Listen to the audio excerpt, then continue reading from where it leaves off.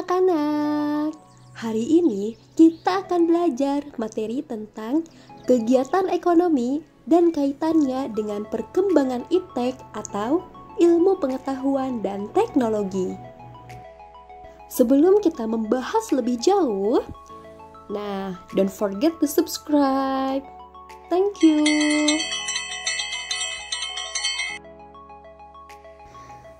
Anak-anak, apakah kalian tahu ada 3 kegiatan ekonomi, yaitu produksi, distribusi, dan konsumsi. Sementara itu, 3 pelaku ekonomi terdiri dari produsen, distributor, dan konsumen. Perhatikan lingkungan sekitar kalian. Apakah kalian pernah melihat sebuah pabrik atau rumah yang orang-orangnya menghasilkan suatu produk? Perhatikan produk-produk yang dihasilkan. Perhatikan pula bagaimana produk-produk tersebut dikirim pedagang-pedagang dan akhirnya dibeli oleh konsumen seperti kalian sendiri. Kegiatan-kegiatan tersebut menunjukkan kegiatan ekonomi yang dilakukan manusia. Kegiatan ini dilakukan untuk memenuhi kebutuhan manusia yang dinamakan kegiatan ekonomi. Pabrik yang menghasilkan produk disebut menjalankan kegiatan produksi. Pengiriman produk disebut menjalankan kegiatan distribusi. Sementara itu, penggunaan produk disebut menjalankan kegiatan konsumsi. Dengan demikian, kegiatan ekonomi terdiri atas produksi, distribusi, dan konsumsi. Anak-anak, mari kita bahas kegiatan ekonomi pertama, yaitu produksi. Produksi merupakan kegiatan ekonomi untuk menghasilkan dan menambah nilai guna atau manfaat barang dan jasa. Tujuannya adalah agar kebutuhan manusia terpenuhi. Dalam kegiatan produksi, manusia menggunakan sumber daya yang tersedia. Produksi menghasilkan nilai guna dengan mengubah bahan mentah dan sumber daya yang lain menjadi produk jadi. Misalnya, manusia mengubah bentuk pohon dan menghasilkan lemari dan meja, mengubah gandum menjadi roti, mengubah besi menjadi mesin, atau mengubah tanah liat menjadi batu bata. Contoh-contoh ini merupakan kegiatan produksi yang menghasilkan nilai guna barang. Sementara itu, contoh penambahan nilai guna barang ditemukan antara lain ketika batu bata digunakan untuk membangun rumah. Selanjutnya, kegunaan, manfaat, atau nilai guna suatu barang adalah kepuasan yang diperoleh sebagai hasil dari mengonsumsi suatu barang tertentu. Ada berbagai macam nilai guna dari suatu barang, di antaranya ialah: yang pertama, nilai guna bentuk atau form utility. Diperoleh karena mengubah bentuk suatu barang menjadi barang lain yang lebih tinggi nilai gunanya. Contohnya, kayu gelondongan diubah bentuknya menjadi kursi atau meja. Kursi atau meja itu tentu lebih banyak manfaat atau nilai gunanya dalam kehidupan sehari-hari. 2. Nilai guna tempat atau place utility. Diperoleh karena memindahkan barang dari suatu tempat ke tempat lain. Contohnya, pasir atau kerikil jika masih berada di sungai tidak banyak manfaatnya. Namun, jika sudah dipindahkan dan dijual sebagai bahan bangunan, pasir tersebut memiliki nilai guna. Ketiga, nilai guna kepemilikan barang atau ownership utility akan bertambah apabila kepemilikan barang tersebut telah berpindah. Contohnya, sebuah telepon genggam belum memiliki nilai guna jika hanya terpajang di toko. Telepon genggam baru memiliki nilai guna apabila telah dibeli dan dipakai seseorang. Keempat, yaitu nilai guna waktu atau time utility. Diperoleh karena menggunakan suatu barang pada waktu-waktu tertentu. Contohnya, payung lebih tinggi nilai gunanya jika dipakai pada saat hujan. Anak-anak, perlu kalian ketahui bahwa nilai guna barang berbeda dengan nilai guna jasa. Nilai guna jasa terlihat ketika jasa yang diberikan oleh seseorang dapat memenuhi kebutuhan orang lain. Contohnya, jasa seorang dokter, guru, atau penyanyi. Dalam ekonomi, menurut Armstrong dan kawan-kawan, jasa didefinisikan sebagai produk aktivitas manusia yang dimaksudkan untuk memenuhi kebutuhan manusia, tetapi tidak dalam bentuk barang. Jasa tidak berwujud, jasa diproduksi dan dikonsumsi secara bersamaan. Jasa tidak dapat disimpan untuk digunakan pada masa yang akan datang. Penyedia jasa dapat dilakukan oleh orang atau mesin. Jasa sangat dipengaruhi oleh keterampilan dan pengalaman orang-orang yang memberikan jasa. Kegiatan-kegiatan yang menghasilkan atau menambah nilai guna barang atau jasa disebut produksi. Orang yang melakukan kegiatan produksi disebut produsen. Selanjutnya yaitu faktor-faktor produksi. Untuk menghasilkan dan menambah nilai guna barang dan jasa, proses produksi mengombinasikan berbagai sumber daya ekonomi. Sumber daya ekonomi dapat dikelompokkan dalam 4 faktor produksi berikut. Pertama, sumber daya alam. Sumber daya alam merupakan segala sesuatu yang disediakan oleh alam dan dapat dimanfaatkan guna mencapai kemakmuran. Sumber daya alam ini tidak hanya menyangkut lahan atau tanah saja, tetapi juga berkaitan dengan kekayaan alam di dalam tanah, seperti tambang dan mineral. Selain itu, juga berkaitan dengan sumber daya air seperti perikanan, flora dan fauna, dan sumber daya energi. Namun, sumber daya alam ini tidak tersebar merata. Tiap daerah atau pulau memiliki sumber daya alam yang berbeda sehingga memengaruhi pemanfaatannya dalam proses produksi. Faktor produksi kedua yaitu tenaga kerja atau labor. Sumber daya alam tidak dapat menjadi barang yang berguna secara ekonomi tanpa adanya tenaga kerja. Contohnya, buah-buahan tidak dapat memenuhi kebutuhan manusia jika buah-buahan itu tidak dipetik oleh manusia. Dari contoh ini, tampak bahwa tenaga kerja manusia dibutuhkan untuk memenuhi kebutuhan manusia. Itulah sebabnya tenaga kerja manusia merupakan salah satu faktor produksi. Nah, anak-anak, berdasarkan kualitas yang mereka miliki, ada 3 kelompok tenaga kerja. Ketiga kelompok itu adalah tenaga kerja terdidik atau skill labor, yaitu tenaga kerja terdidik membutuhkan proses pendidikan formal tertentu sebelum dia melakukan kegiatan produksi tertentu. Contohnya, dokter, akuntan, dan pengacara. Kedua, yaitu tenaga kerja terlatih atau trained labor, yaitu membutuhkan pengalaman latihan untuk mendapatkan keterampilan. Dengan keterampilan itu, dia dapat melakukan kegiatan produksi tertentu, contohnya sopir, montir, dan tukang cukur.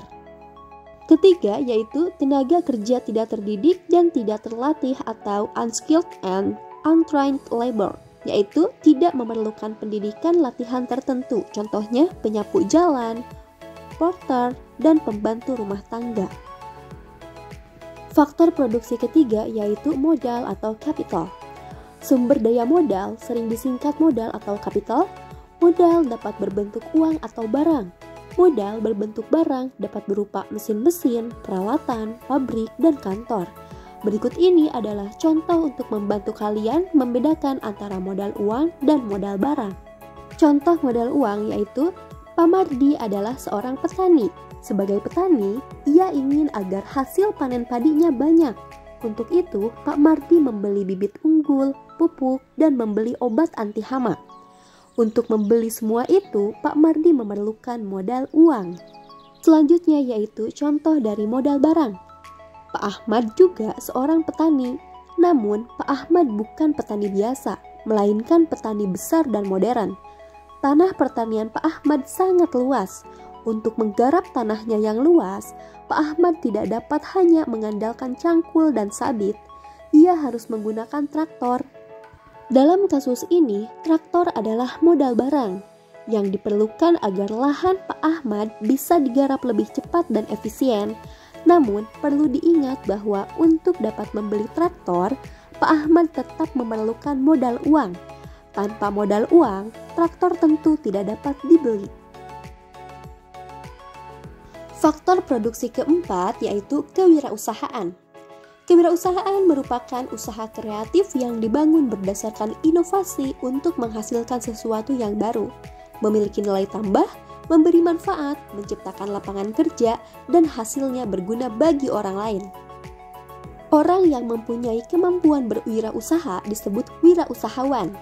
Ciri-ciri jika kalian adalah seorang wirausahawan yaitu ulet, berorientasi pada kualitas dan efisiensi, mampu menentukan tujuan, dan membuat perencanaan dan pengawasan secara efektif. Nah, anak-anak, selanjutnya peran iptek dalam menunjang kegiatan produksi. Dari sisi produksi, kemajuan iptek akan membantu kegiatan ekonomi, misalnya yang berkaitan dengan kemajuan mesin-mesin produksi. Pembuatan mesin-mesin pembuat mobil membantu mempercepat produksi mobil. Ada pula kemajuan teknologi yang berkaitan dengan produksi pangan seperti mesin pembajak sawah, mesin penanam padi, hingga kemajuan dalam bidang pembuatan bibit unggul.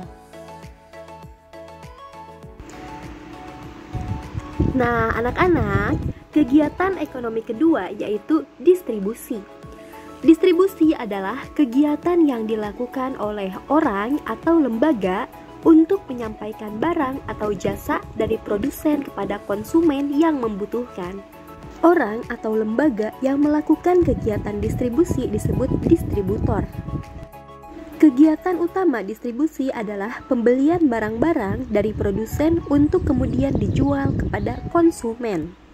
Selain itu, masih terdapat beberapa kegiatan lain yang dilakukan dalam proses distribusi seperti pembelian, pemilahan dan pengelompokan barang, pembungkusan dan pengepakan, penggudangan, dan pengangkatan dan pengangkutan.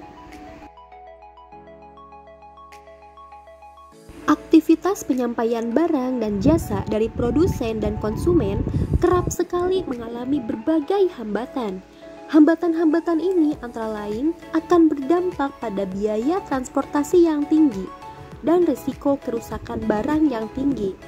Hambatan-hambatan distribusi antara lain seperti kuantitas dan kualitas infrastruktur seperti jalan, pelabuhan, bandara, dan jembatan yang tidak memadai.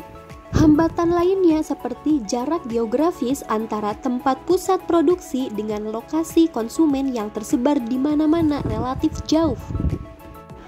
Setelah hambatan-hambatan distribusi, kemudian agar kegiatan distribusi dapat berjalan dengan lancar, diperlukan badan-badan distribusi. Badan distribusi sering juga disebut badan atau lembaga perantara. Badan distribusi adalah orang, badan, atau lembaga yang terlibat dalam kegiatan distribusi. Badan-badan distribusi antara lain yaitu agen, makelar, komisioner, importir, eksportir, pedagang besar atau grosir, dan pedagang eceran.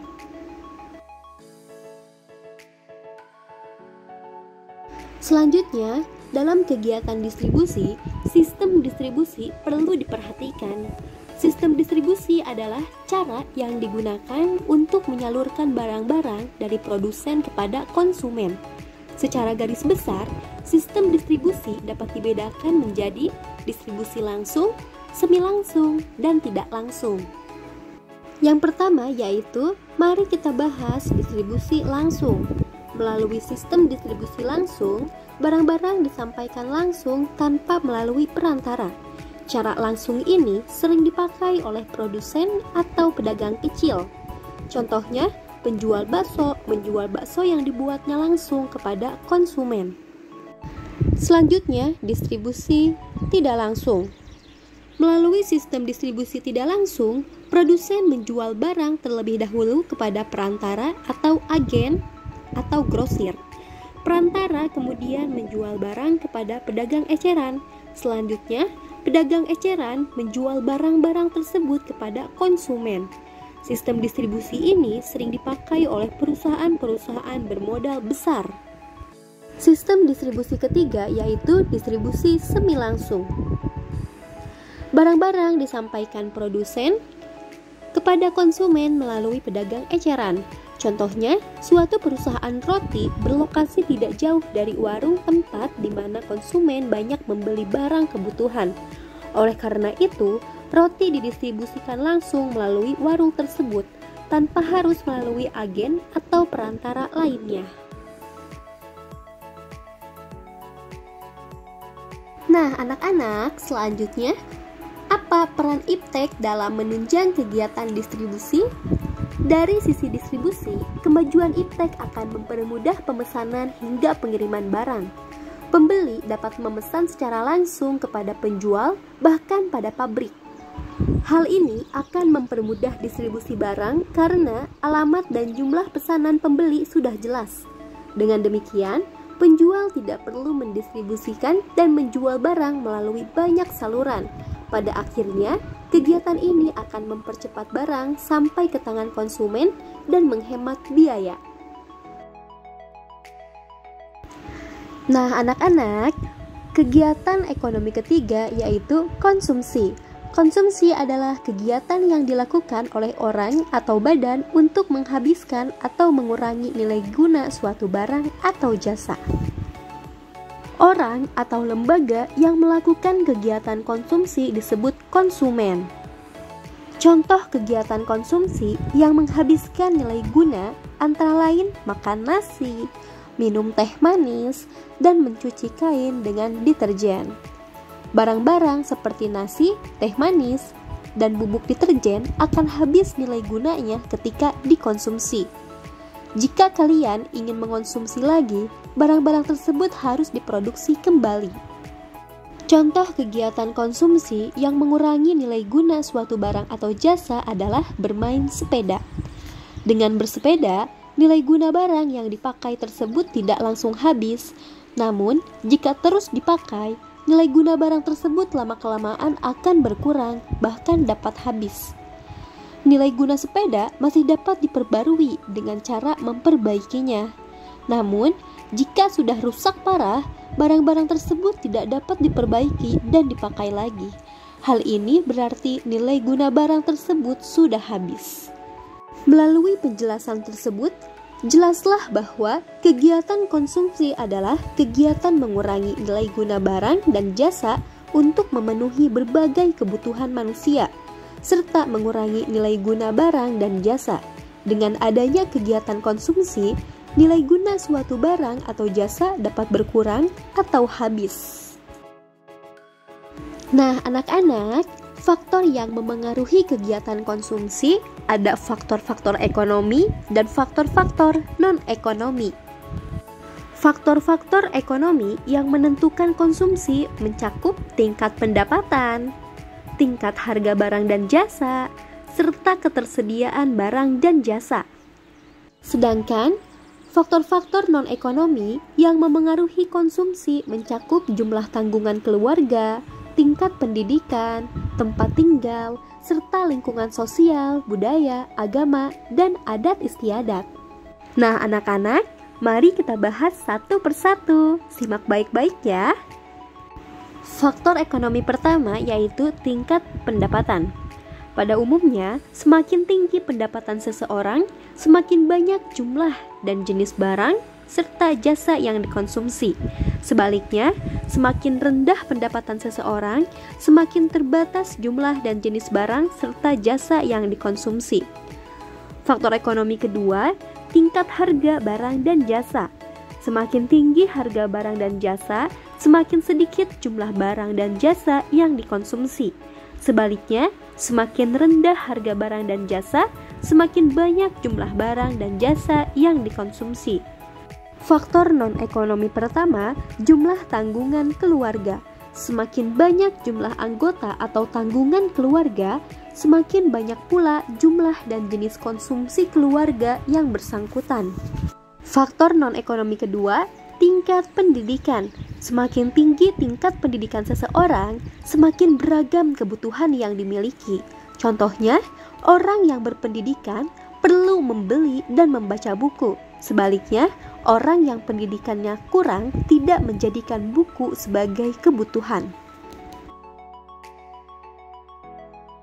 Faktor ekonomi ketiga yaitu ketersediaan barang dan jasa. ketersediaan barang memengaruhi konsumsi. Meskipun seseorang mempunyai pendapatan yang tinggi, dia tidak bisa mengonsumsi sesuatu barang yang tidak tersedia. Misalnya, ada orang yang ingin main ski di Indonesia.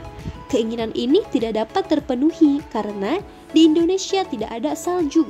Jika orang tersebut hendak main ski, dia harus pergi ke negara-negara yang ada saljunya, seperti negara-negara di Eropa dan Amerika. Faktor non-ekonomi ketiga yaitu lingkungan sosial, budaya, agama, dan adat istiadat. Contoh nyata dari hal ini dapat dilihat dari segi makanan. Orang Tapanuli Utara yang beragama Kristen boleh makan babi dan sapi. Orang Tapanuli Selatan yang beragama Islam boleh makan sapi tetapi tidak boleh makan babi. Sebaliknya, orang Bali yang beragama Hindu boleh makan babi tetapi tidak boleh makan sapi.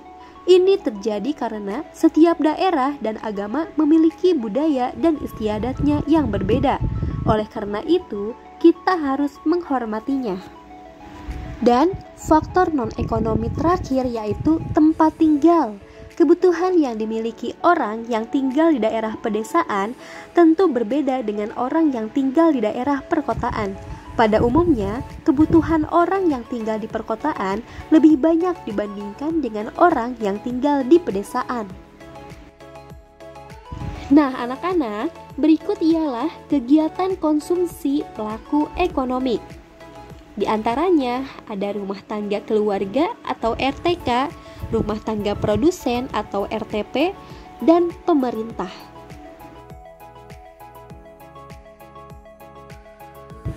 Nah, anak-anak, kegiatan konsumsi pelaku ekonomi pertama yaitu rumah tangga keluarga atau yang disingkat menjadi RTK. Rumah tangga adalah satuan unit terkecil dalam masyarakat. Kegiatan utama dari rumah tangga adalah konsumsi. Oleh karena itu, rumah tangga disebut juga sebagai rumah tangga konsumsi. Kegiatan konsumsi suatu rumah tangga dapat berbeda dengan rumah tangga lain. Faktor yang memengaruhi perbedaan antara lain pendapatan, jumlah anggota keluarga, gaya hidup, dan wilayah tempat tinggal. Contoh konsumsi adalah baju yang kalian pakai dan kendaraan yang keluarga kalian gunakan.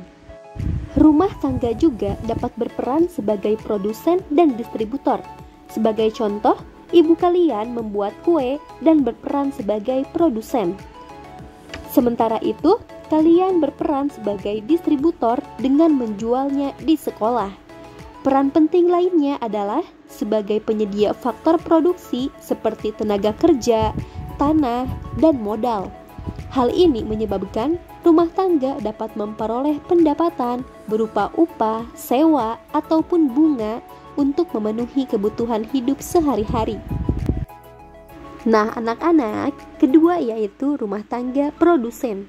Rumah tangga produsen atau perusahaan adalah badan usaha yang menjalankan suatu kegiatan yang bertujuan untuk memperoleh keuntungan. Kegiatan utamanya adalah memproduksi suatu barang. Hal ini membuat perusahaan juga disebut sebagai rumah tangga produksi. Pada pasar faktor produksi, perusahaan berperan sebagai pembeli atau konsumen faktor-faktor produksi dari rumah tangga untuk digunakan dalam proses produksi. Contoh perusahaan yang melakukan kegiatan produksi untuk menambah manfaat dari suatu barang atau jasa adalah perusahaan roti yang melakukan kegiatan konsumsi. Perusahaan membeli tepung, gula, telur, dan mentega untuk diolah menjadi roti. Selanjutnya, roti tersebut dijual di toko-toko kue. Dan kegiatan konsumsi pelaku ekonomi ketiga yaitu pemerintah. Peran pemerintah sebagai pelaku ekonomi tersirat dalam pasal 33 Undang-Undang Dasar Negara Republik Indonesia tahun 1945, yaitu pemerintah bertanggung jawab atas kemakmuran rakyat. Dalam perekonomian, peran utama pemerintah adalah sebagai pengatur kegiatan ekonomi agar kegiatan perekonomian berjalan dengan lancar. Hal ini menyebabkan pemerintah berwenang untuk membuat kebijakan, misalnya mengatur izin mendirikan usaha, dan upah minimum regional atau UMR bagi pekerjanya. Pemerintah juga melakukan kegiatan konsumsi berkaitan dengan tugas administratif dan tanggung jawab mereka dalam memenuhi kebutuhan masyarakat. Contohnya adalah belanja pegawai dan pemberian subsidi. Kegiatan produksi yang dilakukan pemerintah adalah pembangunan fasilitas-fasilitas umum atau sarana publik, seperti jalan raya, jembatan, dan sekolah. Sarana publik adalah bangunan-bangunan yang dibuat pemerintah dan ditujukan untuk kepentingan masyarakat umum tanpa dipungut bayaran, seperti jalan raya dan jembatan penyeberangan. Nah, anak-anak, yang terakhir yaitu peran iptek dalam menunjang kegiatan konsumsi.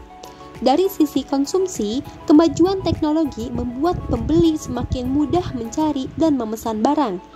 Pada pemesanan, pembeli tidak perlu melihat langsung dan melihat fisik barang, namun bisa membeli secara daring. Pembelian pun dapat melalui transfer antar bank sehingga penjual dan pembeli tidak perlu memegang uang secara fisik. Melalui teknologi internet, pembeli dapat mencari barang dari seluruh penjuru dunia, tidak lagi terbatas pada penjual di wilayah sekitar dan negaranya sendiri. Penjual pun demikian, dapat menjual barang ke seluruh penjuru dunia. Nah, anak-anak, materi tentang kegiatan ekonomi dan kaitannya dengan perkembangan iptek telah selesai. Semoga bermanfaat. Thank you. Don't forget to like and subscribe.